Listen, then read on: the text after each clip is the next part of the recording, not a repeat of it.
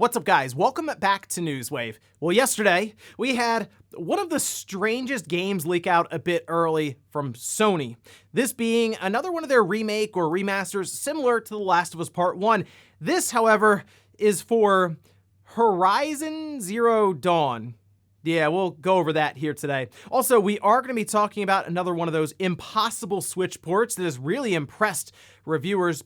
And we're going to be talking about Jim Ryan, who's making the rounds and actually traveling to regulators in an attempt to block the Xbox Activision deal. Guys, if you enjoy these videos, make sure you hit that like button. Helps out a ton. And if you're new here to the Spawnwave channel, make sure you subscribe down below. And we're going to start today with the PlayStation 2 and achievements. Now, achievements, just kind of a fun thing to get as you progress through a game and reach different milestones, but they came around with the Xbox 360 and the PlayStation 3. However, the retro community through emulation has been working to add achievements into older systems like the PlayStation 2. We can see this posted up over on Twitter.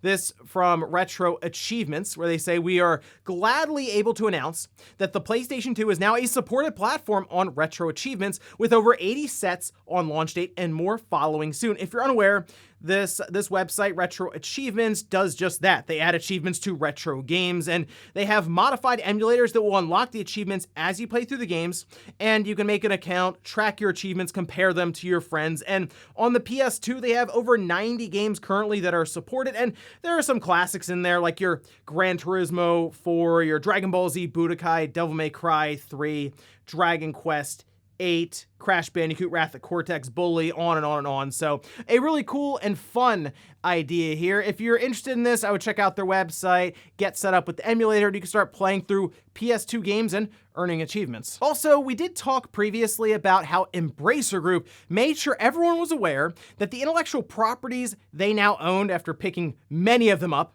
from Square Enix, like Tomb Raider or Legacy of Kain, would revert back to the studios where they were mostly utilized, like Crystal Dynamics with Legacy of Kain. And now we're starting to see a survey make the rounds. We can see this posted up over on Reddit, saying Crystal Dynamics sets up survey asking about the future of Legacy of Kain. It is linked here, and in fact, down in the sources, I will link to this page that has that survey, and you can fill it out. Going through it, though, it is most of them asking, hey, how aware are you of this Legacy of Kain series? Here's a bunch of games in the series. Do you recognize any of these? Are you curious about this? Would you be interested in maybe looking into it and buying a game, whether it's a remaster or a new one in the series? So on and so on. It's a pretty lengthy survey, and we see these pop up from time to time, mostly just gauging interest without actually having to release a game in order to do so. And I kind of wonder if enough people went through the survey and were answering, oh, I remember Soul Reaver or whatever, right, from Legacy of Kain. Yeah, I would like to see that if we would get something from it.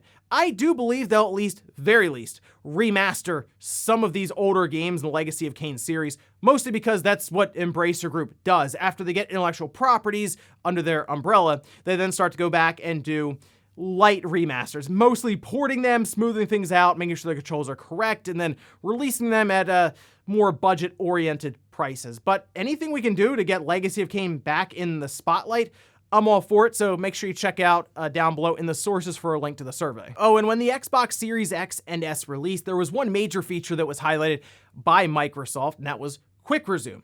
Well, there have been some issues with Quick Resume outside of just general bugs that have to do with online games, because if it goes into Quick Resume while you're connected to this game, you'll essentially time out and have to restart it anyway. So some have been wondering if we can just turn off Quick Resume as an option for these games, and we can see this from Phil Spencer, who responded to a person asking just that, saying, "Good feature ask, makes sense. We will put it on the list of things to look at." So just more options, the ability to turn off Quick Resume, which I haven't really been using much anyway. There are some games that have a hard time with quick resume that aren't even online games, in that they will continue to count the in-game clock for how much time you've been in there. So you might come back a week later, fire the game up out of Quick Resume, and you're 100 hours into this game, but you're still in chapter 2 or something there. So at least the ability to turn off Quick Resume, even if it's just by a game-by-game basis, would be welcomed. And guys, with some of the quick news out of the way, let's get into the bigger stuff. Let's start right away with this impossible Switch port, even miracle Switch port, as it's been called by some publications,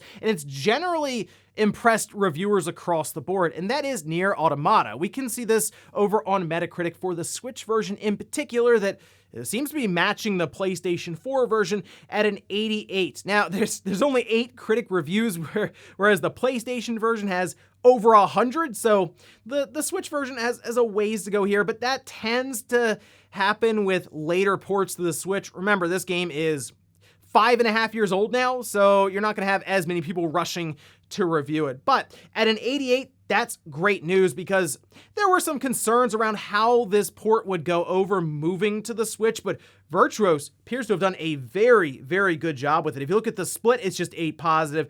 No mixed, no negative. We have some 90s thrown in there from GameSpot. And the lowest one that I saw, I think, was an 80 from Hardcore Gamer.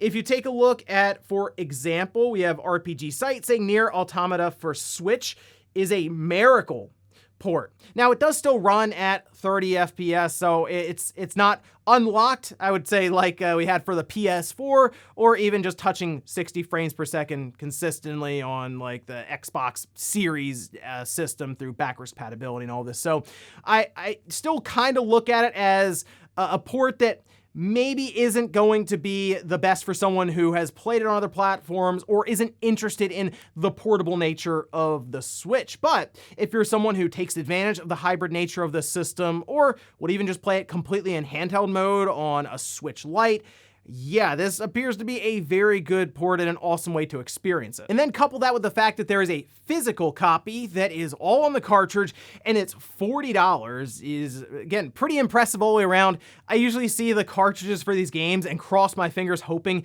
there's not that blue banner on the front where you get the cartridge, you put it in, and it has to download 20 gigs because they didn't feel like shelling out for the larger cartridge. But seems like all the way around, this is a very good port by Virtuos, who has very quickly moved up the ladder as one of the best porting studios for the system. So, hey, hats off to them. I am excited to pick this one up. I will be getting it physically as it's all on the cartridge to add to the collection later on this week. Next up, let's talk about a Horizon Zero Dawn remake. This came out of nowhere yesterday, and when I first saw the story pop up, was from MP First, I kind of looked at it and had that moment where I didn't really understand what I was reading because it doesn't make much sense at all. However, as we went through the night, more and more sources continued to corroborate this story, and it appears now people are pretty convinced this is happening. We can see this posted up over on Twitter from Wario64, who says, Horizon Zero Dawn Remaster, Remake, and multiplayer game in development. Now, I do believe that the multiplayer aspect makes sense. Horizon, that entire franchise, has continued to grow. It's always on the sales charts for Forbidden West, and yes, that has to do with it being part of the PS5 bundle, but that just means more and more people are aware of this franchise. So you make a multiplayer game out of it for their live service department, sure, I get that. But it's a little strange when you have the Horizon Zero Dawn Remake Remaster, which is said to feature improved lighting, textures, animations, models, and accessibility options. This sounds very much like The Last of Us Part 1. I mean, that's essentially what was being pointed out there, along with some other things when it came to the environment, as they said, bumpables and chippables and all of these different things. But I don't really know why we need a remake or remaster, as they're calling it, for Horizon Zero Dawn. It's already on the PS5 through backwards compatibility with the PS4. In fact, they went in and unlocked the frame rate because originally it was at 30 FPS, which is really annoying because you looked at it and you said, okay, the PS5 clearly can play this game at a higher frame rate, but with that patch being pushed and it still being a checkerboard 4K, it looks fine. Like, I don't think this is going to be a big aha moment when they show it off because it's going to look, I assume, very similar to Horizon Forbidden West, which, yes, looks better than Zero Dawn, but it's not like that big generational leap or something there that would warrant, let's face it, a $70 price tag. And while this whole thing does sound very confusing because you'd have to allocate resources to that, budgeting for marketing, and even a place in the calendar year for your releases, there's still, I think, some more information we need to find out here. For example, is it going to be just a large bundle of Horizon Zero Dawn Remade, Forbidden West, and the multiplayer all brought together? I would say we could look towards examples of that happening, but it's actually the reverse. I mean, if you look at Last of Us Part 1, they removed the multiplayer and just sold the single player outright for $70 as a remake. So at this point, I can only assume it's gonna be Horizon Zero Dawn remade at full price, which is the weirdest thing. Doesn't make any sense to me. It's a game from 2017. Do we need it remade even this generation, considering you can just play the PS4 version on your PS5 with that 60 FPS patch? I guess we'll see more information about this one, as now more and more people are coming out to corroborate that with VGC, Tom Henderson, and so on. So maybe with everyone looking into it, we'll also find out more information as to how this is gonna happen, and if there is maybe a larger bundle in place here to go along with that multiplayer. But until then, all we can assume, Horizon Zero Dawn getting remade, potentially at $70. Next up, let's talk about Jim Ryan apparently making the rounds in an attempt to block the Activision Blizzard deal, at least make regulators think twice about this whole thing. We can see this post up, this by Game Rant, who says PlayStation executive Jim Ryan reportedly flew to Brussels to talk to regulators about Microsoft's Activision Blizzard acquisition. I feel like we've gone over this at length now, with the situation with Sony and PlayStation attempting to convince regulators that Call of Duty going to Xbox would be a massive issue for the entire marketplace, not just them, but the entire marketplace, even though we've seen quite a bit to the contrary from Microsoft themselves, saying things like it makes no business sense to pull Call of Duty off of PlayStation, and them even saying they would work to bring Call of Duty to the Switch, which is something that doesn't exist now. So Jim Ryan making the rounds here is, to me, once again, just posturing, yes, but also him just doing his best, everything he can, in order to make these regulators look around a bit harder at this acquisition and decide if they think it really is good for the marketplace. Apparently, Google is also finding their way into the mix, but arguing on the side of cloud gaming and computing, which is strange because they just shut down all of Stadia and refunded everyone. And to me, all of this going on still doesn't really change my opinion on that acquisition, and that it will still go through by summer of next year, at least the end of the current fiscal year for Microsoft. I believe that's up May or June, somewhere in there. This is just Sony continuing to run interference and us getting constant on-the-hour updates as to what Sony is doing and how they're arguing, and apparently even how they're traveling in order to make all of this happen. I assume we'll get more and more updates as this goes along, with Jim Ryan doing everything he can to stand in the way of Microsoft really just getting Call of Duty. And in our last bit of news, let's talk about Tencent and the gaming market.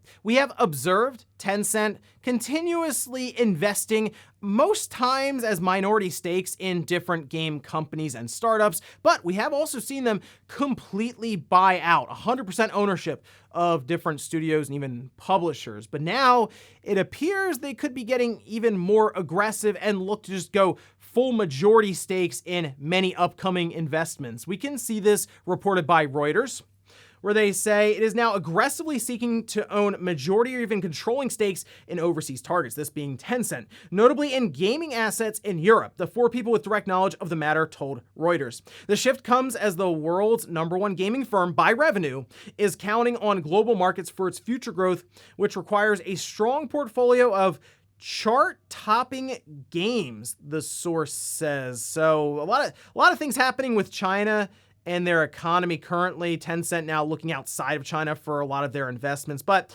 if you consider where Tencent is now, they have, minority stakes all across the industry. You'd be surprised how many publishers and studios you're probably picking games up now have like a 5, 10, even 15% ownership from Tencent. But studios and publishers that are currently 100% owned by Tencent include Funcom, Riot Games, Sumo, Turtle Rock, Digital Extremes, and Splash Damage.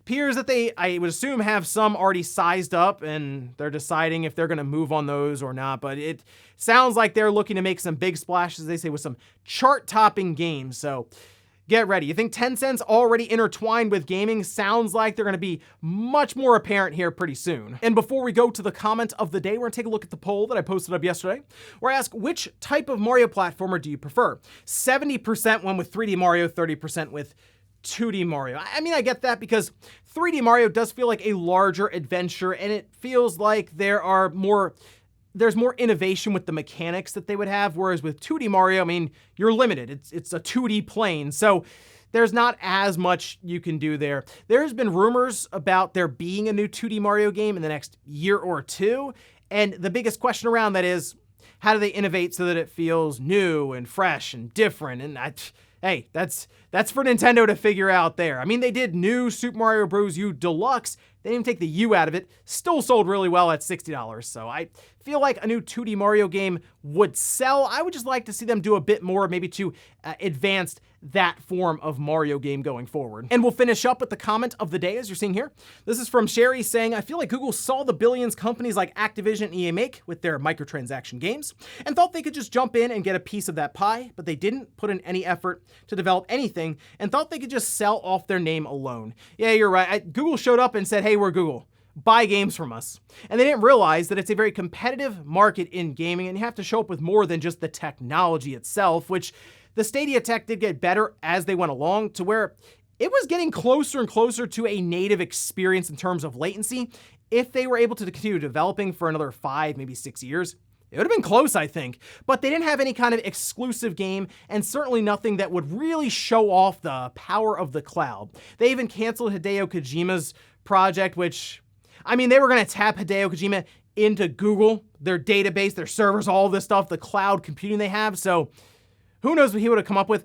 For all we know, Phil Harrison may have saved us. I mean, I guess we'll find out when Hideo goes and does his project with Xbox. Apparently that's what he's going to tap into now is Azure. But yeah, Google didn't really show up with anything that was compelling enough to pull people to an all-streaming platform. They thought, yeah, their name would be enough. And ladies and gentlemen, that's going to do it here for Newswave. If you enjoyed this video, guys, hit that like button. If not, hit the dislike. Leave comments down below about everything we talked about here today. Was the latest impossible Switch port, that being Nier Automata. Are you picking it up this week? And then also, what about Horizon Zero Dawn Remake? Are you surprised to hear about that? And how do you think Sony's going to go about releasing this thing? Thanks, guys, for watching, and I'll see you next time.